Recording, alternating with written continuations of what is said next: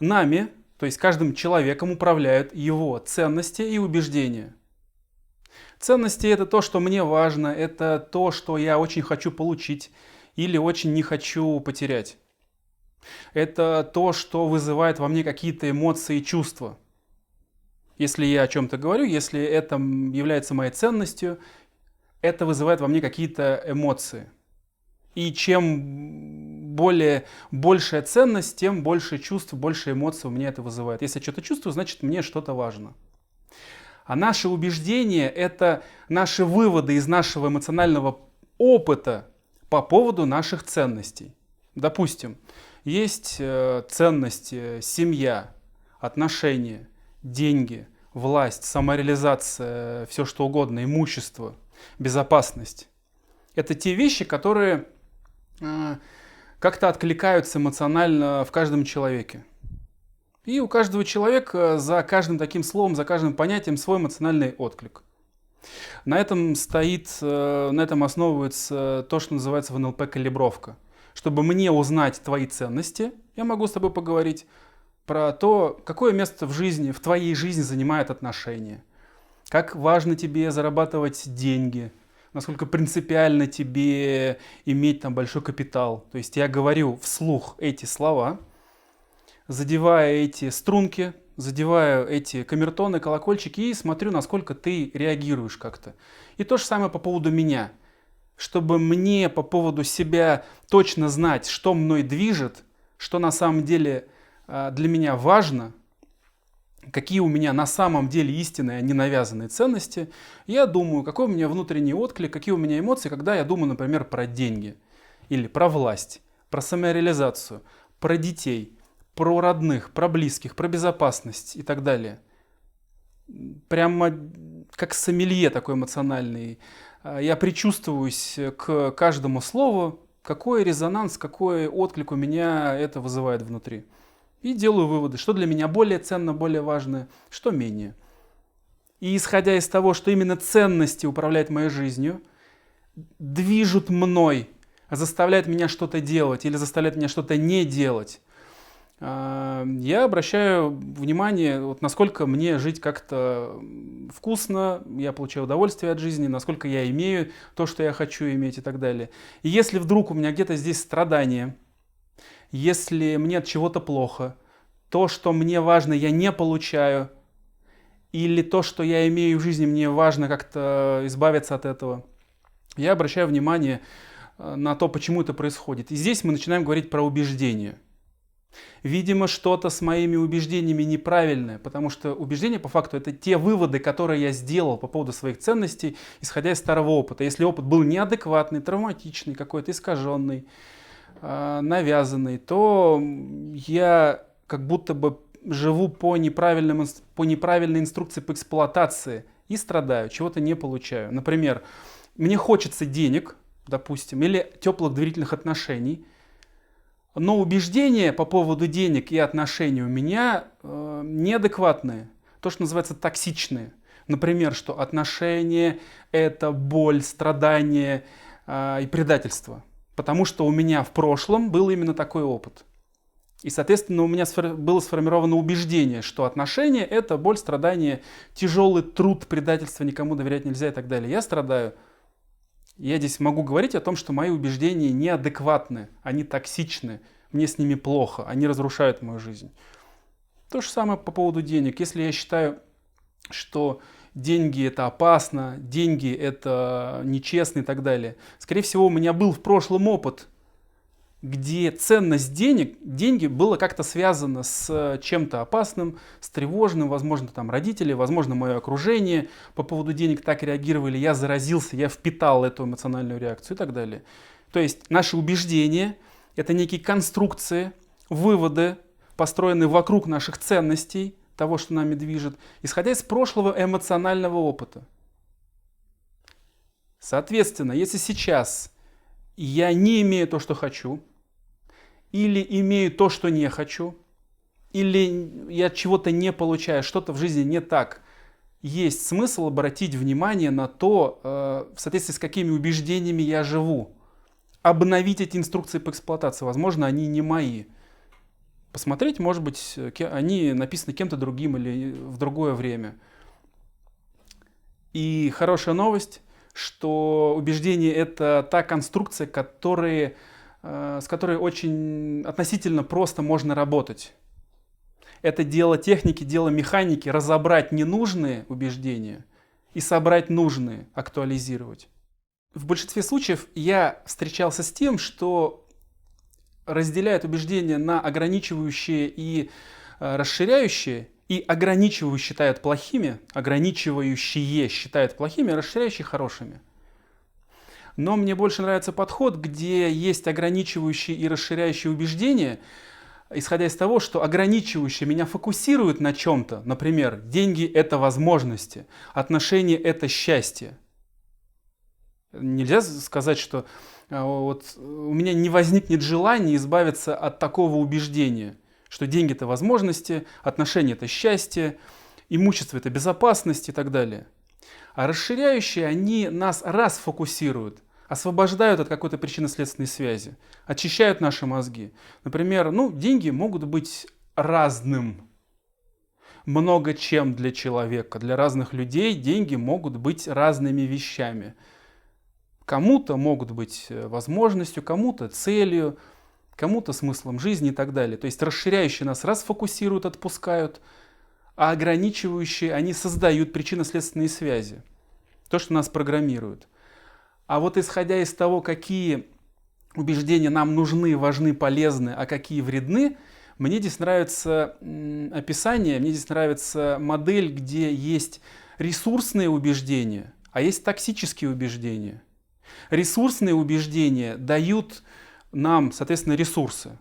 Я, когда живу по этим инструкциям по эксплуатации, по этим убеждениям, я становлюсь здоровее, счастливее, богаче.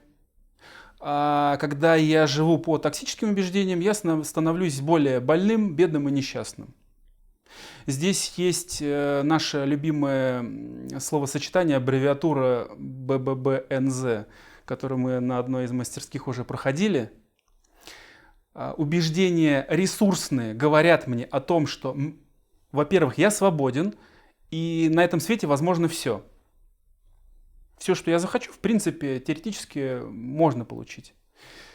О том, что у меня есть силы, или я могу научиться, натренироваться, чтобы получать то, что мне важно, то, что я хочу. В принципе, есть другие люди, которые мне могли бы помочь, и я независим. А токсичные или токсические убеждения, они мне говорят о том, что существует вокруг много ограничений, невозможности, это безнадежность, что мои силы ограничены, это бессилие, я не смогу это получить, что мне никто не поможет, это беспомощность, что я недостоин, это ничтожность, и то, что я стеснен какими-то обстоятельствами, это зависимость. То есть БББНЗ – это бессилие, беспомощность, безнадежность, ничтожность и зависимость. И вот это разделение мне больше нравится, оно более логично. Соответственно, если я отлавливаю у себя в своей жизни ограничивающие убеждения, токсичные, их стоит разобрать. И на их месте собрать ограничивающие, но ресурсные. Либо, если нужные мне ресурсные ограничивающие убеждения сейчас являются расширяющими, а мне нужно сфокусироваться для того, чтобы стать счастливее, получить какой-то результат, мне их нужно сделать ограничивающими. Лично на мой вкус вот эта модель мне больше нравится. Как они формируются, как все эти конструкции у нас появились, исходя из того, что наша задача впоследствии научиться их разбирать ненужные и собирать нужные. Как они у нас появляются? Есть у нас ценности, то, что нам важно, то, что нас цепляет, то, что вызывает у нас эмоции. Иногда это потребности. То есть потребности — это то, что мне сейчас не хватает. То есть ценность — это универсальное что-то. Например, отношения для меня — это ценность. В любое время дня и ночи, на голодный желудок и насытый, отношения для меня ценность, деньги для меня ценность, самореализация для меня ценность и так далее. А потребности — это что-то более временное. Я сейчас голоден, у меня потребность покушать. Я поел, потребность закрыта, и, соответственно, эмоциональная реакция у меня отсутствует теперь. Поэтому что-то рядом стоящее еще можно сюда добавить еще речь про потребности. Соответственно, у меня есть какой-то эмоциональный опыт. Допустим, в семье у меня, когда говорили про возможности, про реализацию, про творчество, об этом говорили как-то с пренебрежением, с отвращением, с критикой. И у меня сформировалось убеждение, что самореализация — это что-то такое отвратительное, за это обесценят. Если я буду что-то пробовать, меня, скорее всего, обесценят, мне будет больно плохо. И у меня формируется убеждение, допустим, самовыражаться стыдно. Что ты там выпендриваешься? Тебе что, больше всех надо и так далее. У меня формируется ценность самовыражения или творчества, как-то самопредъявление. Там равно, допустим, стыдно. И дальше в течение жизни мной это убеждение управляет.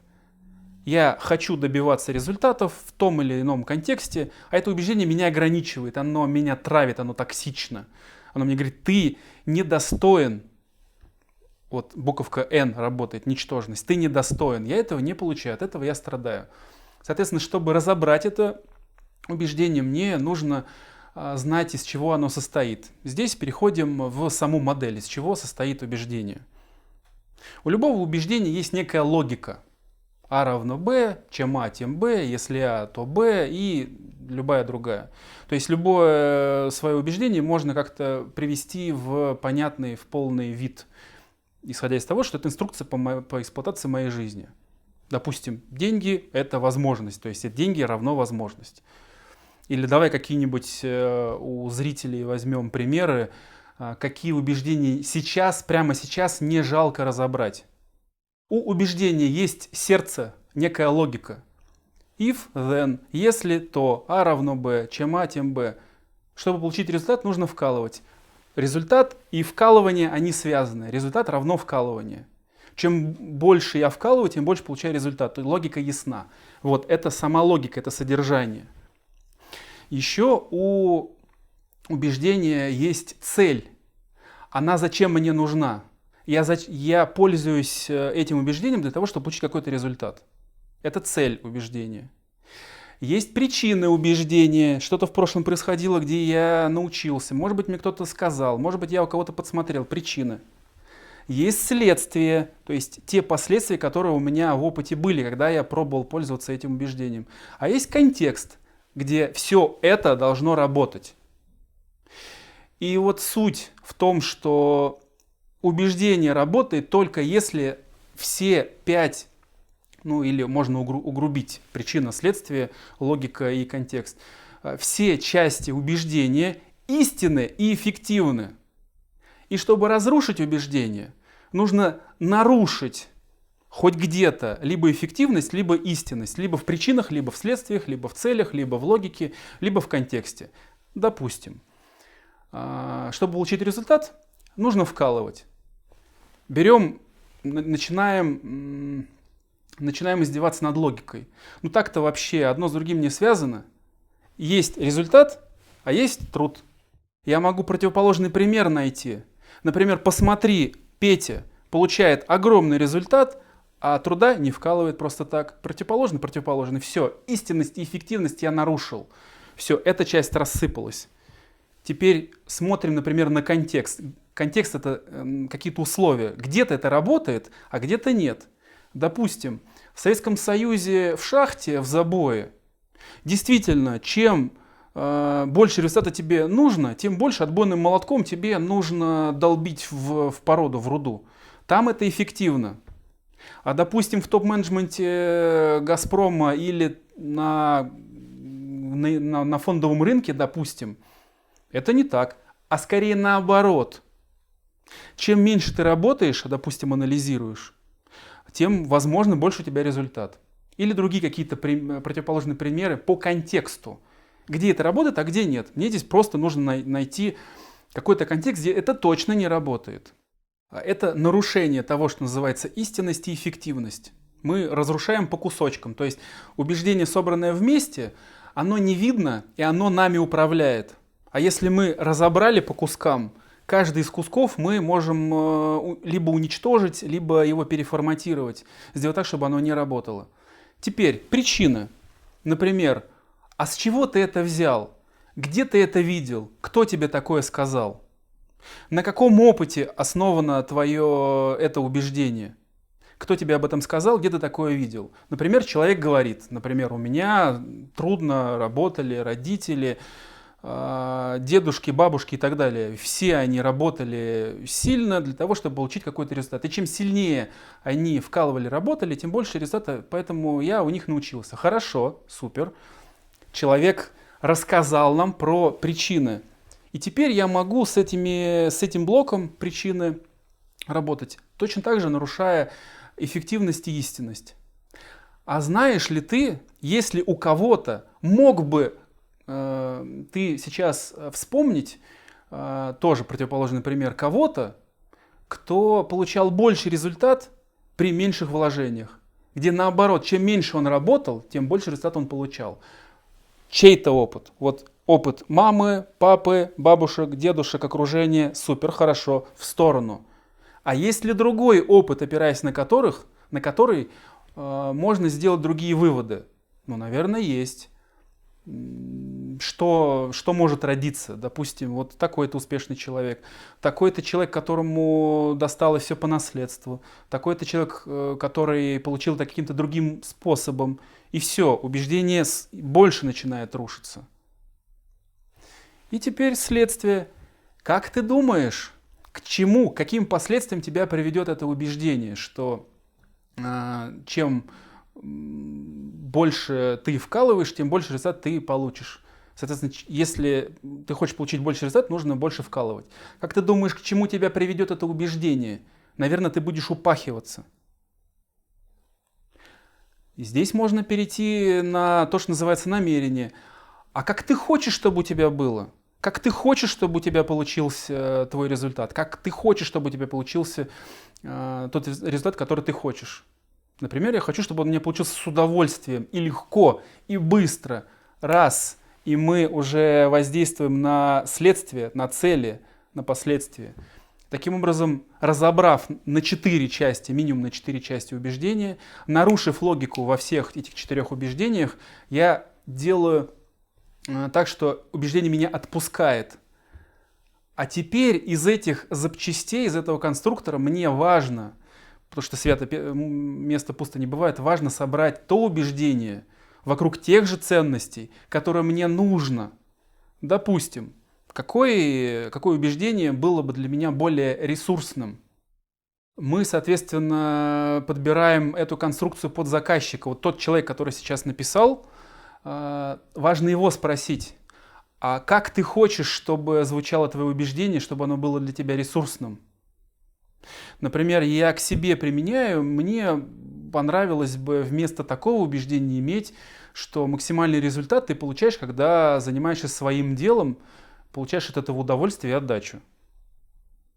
Например, если мы обслуживаем меня, работаем под меня, я заказчик, нам теперь важно из всех этих запчастей пересобрать другое убеждение, которое обслуживало ту же ценность, но побуждало бы меня к другим стратегиям. Супер. Поэтому начинаем точно так же с логики. Как должна звучать логика? Чтобы получать максимальный результат, хороший результат, большой результат, который мне понравится, мне нужно заниматься моим делом, которое бы приносило мне удовольствие и отдачу. Давай сейчас перейдем тогда к причинам. Тут важно человека спросить или самого себя спросить. А есть ли в твоем прошлом примеры, где человек получал классный, крутой результат, такой значимый результат, именно потому, что он занимался именно своим делом, тем делом, которое давало ему эмоциональную отдачу? Наверное, я найду. Тут важно взять листик и записать эти примеры. Тем самым я создам структуру, которая касается причин, на которые я буду опираться. У меня раньше были мамы, папы, дедушки, бабушки, окружение, какой-нибудь неблагоприятный район, или воспитание определенное. А сейчас я разобрал то, что делает это убеждение токсичным, и собираю то, какое мне нужно. Допустим, вот такой человек получил хороший результат и добился успеха, потому что он занимался своим делом, именно тем, что наполняло его паруса ветром. Такой-то человек то же самое, такой-то то же самое. Я создаю себе очень мощную опору, я собираю блок под названием «Причина». Супер. Работает? Да. Истина? Да. Можно опираться? Да. Дальше. Последствия. Как ты думаешь, каким последствиям тебя приведет, если ты будешь верить и жить относительно того, что максимальный результат ты получишь, если будешь заниматься своим, тем, что вызывает у тебя максимальную отдачу? Сработает ли у тебя это? Если эмоциональный отклик «да», мне это нравится, я вижу людей, которые живут именно так и получают именно поэтому такие результаты, я формирую, собираю блок под названием «Последствия» или «Цели». И шлифуем, определяем те контексты, где это работает, где это должно работать. Где мне это пригодится? В самовыражении пригодится, да. В бизнесе пригодится, да. В зарабатывании денег пригодится, да. Может быть, даже в хобби пригодится, да. В спорте пригодится, супер. Определили, и теперь собираем это вместе, обратно, и дегустируем. Для того, чтобы получать классный, весомый результат, успех, важно заниматься именно своим, тем, что приносит тебе удовольствие и отдачу энергетическую, то, в чем ты видишь смысл. Я чувствую, как это работает или не работает, прижилось или не прижилось, как эмоциональная отдача. Если я сам себе верю, убеждение встало, пересобрано. Если не верю, то стоит вернуться и пошлифовать, где я не доработал. Возможно, какие-то всплывут новые ограничивающие убеждения, токсичные, потому что убеждения у нас иногда работают целыми пачками, кустами. Относительно одной ценности, вот к одной ценности, как лярвы, прилепляются разные убеждения, которые меня фиксируют в определенной старой жизни. И если мне нужно поменять образ мышления и жизни, я прям препарирую, я смотрю на это убеждение и смотрю, я смотрю на ценность и смотрю, какие убеждения к ним прилипли. И всех их по очереди разлепляю. И после такой работы я начинаю дегустировать сам эту ценность на предмет того, как я теперь к этому отношусь. Как теперь звучат эти убеждения, как теперь звучат эти выводы. И дальше в поля, в бой проверять. Важно все это обкатывать, включать новым практическим опытом, чтобы мозги поняли, эта инструкция по эксплуатации моей ценности работает. Чем мне нравится работа с убеждениями, она не требует что-то вспоминать, она не требует находить какую-то логику. Как я сейчас чувствую, так оно и есть. Допустим, прекрасный вопрос. А почему ты прямо сейчас уже не имеешь то, что ты хочешь? И начинаешь записывать свои ограничивающие убеждения. Почему ты страдаешь, почему у тебя не получается, не знаю, вот такие вот слова, которые относятся к общей теме, почему у тебя уже сейчас нет того, что ты хочешь, ты начинаешь выписывать. Все равно, логично, нелогично и так далее. Если сюда вмешивается то, что называется критическое мышление, внутренний критик, который мне говорит, нет, да это невозможно, да это все ерунда. Хорошо, есть еще один трюк, как обойти внутреннего критика. А представь, если ты смотришь на такого, как ты, допустим, тоже перед тобой, тоже Александр, тоже Рудольфович, тоже Герасимов, тоже НЛП, тоже тренер и так далее. Бывает же такое. И у него точно такая же дилемма, но это не ты, он очень похож на тебя. И вот что бы ты сказал по поводу него? Как ты думаешь, почему у него вот это не получается? Почему он еще не достиг этого баланса? Почему он еще не смог сформулировать четко структуру вот этого убеждения, которое не дает ему полной отдачи, полного дзен, нивиркальпа-самадхи, левитации, раскрытия всех 8 чакр и связи с ноосферой? И окей, все. Так как я не про себя говорю, я сейчас говорю про другого, мне немного легче. Как формируется, как кажется, значит так оно и есть. Опять же, исходя из того, что то, как мы это говорим, то, как мы формулируем, это самый поверхностный уровень наших глубинных стратегий, мышления и так далее. В какие слова связывается, значит так оно и есть. И по тому, как я говорю, как я рассуждаю, можно судить, какие убеждения во мне работают. То же самое с другим человеком. Я разговариваю с другим человеком, я вижу, во-первых, его эмоциональные реакции, я могу делать вывод, какие эмоции сейчас у него светятся, вокруг каких эмоций, с какими эмоциями связано то, о чем он говорит, что для него важно, какие у него есть потребности, какие у него есть боли.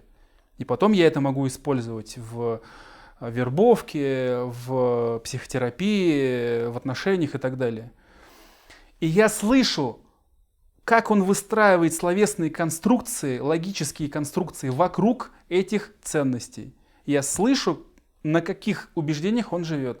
И я, соответственно, могу также задавать ему вопросы. Или для того, чтобы его переубедить или победить в споре, я могу точно так же разделить его убеждения на вот эти 4 части и воздействовать в зависимости от того, что мне нужно.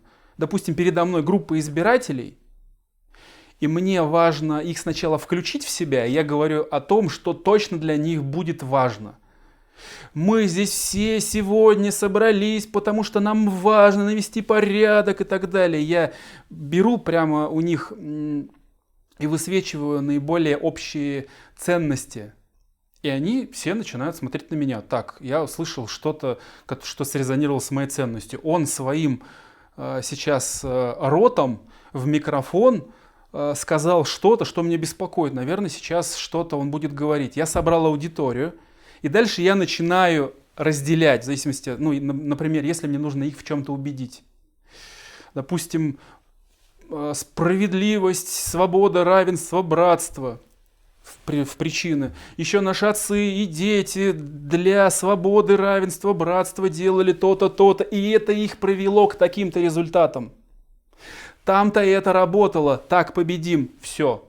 Произошло создание на аудитории, произошло создание убеждений.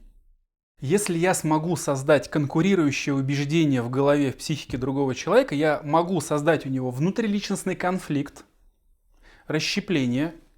Либо, если старое убеждение не сильно было прикреплено, то оно, соответственно, проиграет. Но это более жесткий способ, это уже ближе к боевому НЛП. При этом я могу наткнуться на то, что называется творческое приспособление и механизмы защиты. Например, человек может меня не услышать.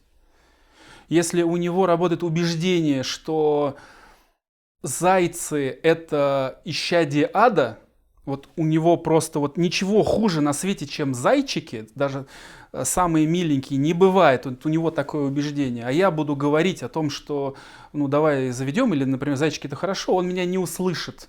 Если у него старое убеждение очень сильно, очень хорошо интегрировано в психику или работает целым кустом и связано с очень важными ценностями, сильными ценностями и потребностями. Допустим, какой-то травматический опыт был, связанный с зайчиками, кроликами. Он меня не услышит.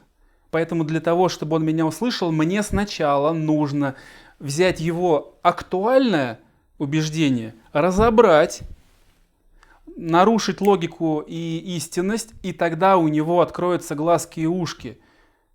А с чего ты взял? Что у тебя было связано с этими зайцами? А что ты с этими зайцами хочешь сделать?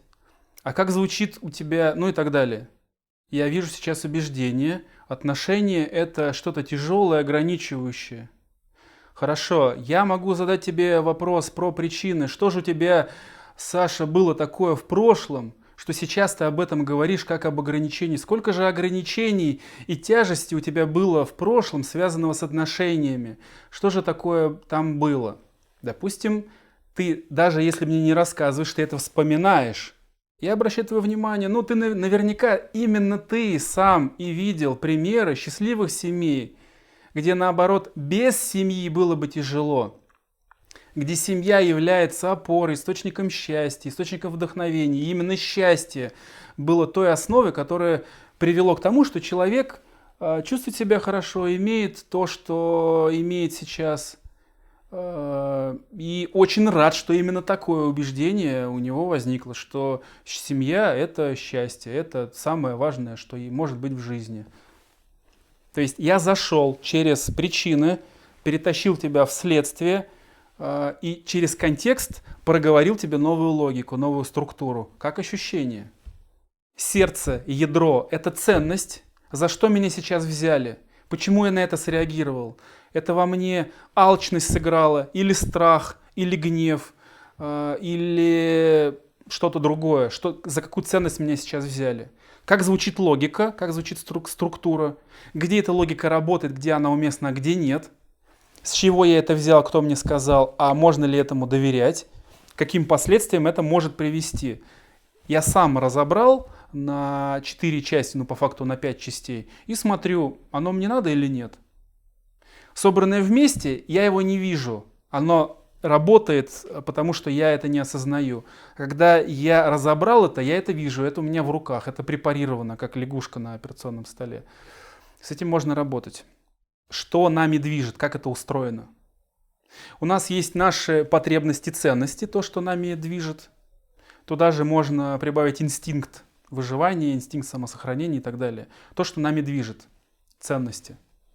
Наши ценности оформлены и выражаются в виде наших эмоциональных реакций.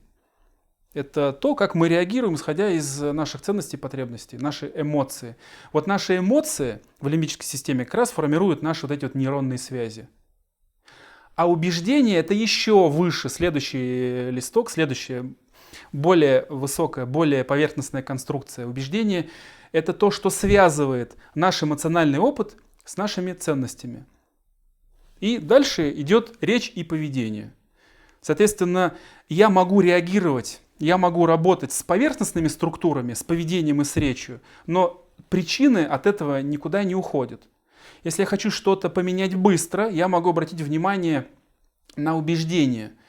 И это то, что можно менять в моменте в разговоре. Это то, что происходит в коучинге, это то, что происходит в консультировании, может быть, в легкой психотерапии. А вот то, что реально меняет нейронные связи, нейронные мосты, это новый, другой эмоциональный опыт. Это уже психотерапия, это проживание, до проживания и перепроживание по-другому эмоционального опыта. Вот это точно меняет уже нейронные связи, нейронные мосты. Но это более длительная, более глубокая тема. А вот ядерные темы, то, что связаны с ценностями, с потребностями, это уже либо очень глубокая психотерапия, очень глубокий, допустим, реимпринтинг, то, чем вообще, в принципе, мало кто занимается, потому что, в принципе, настроив эмоциональную сферу и сферу убеждений, можно уже достигнуть, как ты говоришь, сущностных состояний, чувствовать себя хорошо, быть счастливым.